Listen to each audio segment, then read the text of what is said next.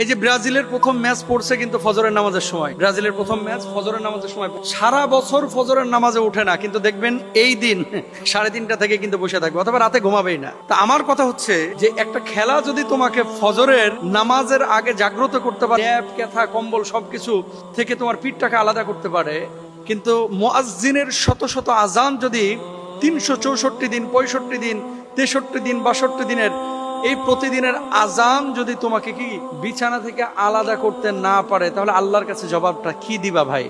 আমি যে পয়েন্টটা নিয়ে কথা বলতে চাচ্ছি, যে দেখেন রাত 1টায় আর্জেন্টিনার খেলা, ফজরের সময় ব্রাজিলের খেলা, জার্মানির খেলা হচ্ছে সকাল 8টার সময়। খেলার আধা ঘন্টা 1 ঘন্টা আগে মুড়ি টুড়ি মাখায় নিয়ে আপনি বসতেছেন। সকালবেলা আপনার বাপ আপনার কাঁথা কম্বল থেকে আলাদা করতে পারলো না, আপনার মা আপনাকে চিৎকার করে চেঁচামেচি করে ডেকে নামাজের জন্য উঠাইতে পারলো না। এতদিন আপনি মোবাইলে অ্যালার্ম দিয়ে রাখছেন, আপনারা কেউ আলাদা করতে পারলো না বিছানা থেকে, মানে আপনি ঘুম থেকে উঠলেনই না। সারাটা বছর অনেক যুবক আছে ফজরের নামাজ একদিনও পড়ে নাই, একদিনও না। জবাব আল্লাহর কাছে দিবেন? অস্বীকার করতে পারবেন? হাজার হাজার না লাখ লাখ যুবক বাংলাদেশে আছে যারা ফজরের নামাজ সারা বছরে একদিনও পড়ে না, অথচ খেলার জন্য ঠিকই কিন্তু 3:30টায় জেগে উঠে বসে থাকবে। খেলা দেখার জন্য ঠিকই 3টার দিকে উঠে বসে থাকবে। খেলা দেখার জন্য ঠিকই ফজরের আজানের সময় উঠে বসে থাকবে। তার মানে কি ফজরের নামাজের চাইতে আপনার কাছে খেলাটা বেশি ইম্পর্টেন্ট? এবার আসেন, আমি কিন্তু খেলা দেখা না দেখার বিষয়ে বলতেছি না, আমি বলতেছি ফজরের ইম্পর্টেন্সি, যে গুরুত্বটা কি, যে আল্লাহর জন্য, আল্লাহর নামাজের জন্য মুয়াজ্জিন এতদিন ডাকলো, আপনি উঠলেন না, কিন্তু আর্জেন্টিনার খেলা দেখার জন্য,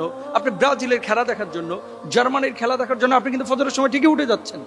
তো কিয়ামতের ময়দানে যখন আল্লাহ জিজ্ঞেস করবে, বান্দারে শত শত আজান তোর কানের মধ্যে পৌঁছালো না, ফজরের নামাজ তুই আদায় করলি না, অথচ ফিফার সেই ফুটবল বিশ্বকাপে ঠিকই জেগে উঠে বসে থাকলি, এটার হিসাবটা আমাকে দিত, কি জবাব আপনি সেদিন, জবাবটা আপনি কি দিবেন? আমি বলতে চাচ্ছি যে সারা বছর ফজরের নামাজ আপনি আদায় করেন ভাই। হ্যাঁ, একটু বিনোদনের জন্য আপনি খেলা দেখছেন, আপনি সেটা দেখতে পারেন, আমি সরাসরি হারাম বলবো না, কারণ জুয়া তো আপনি খেলতেছেন না, তবে অশ্লীল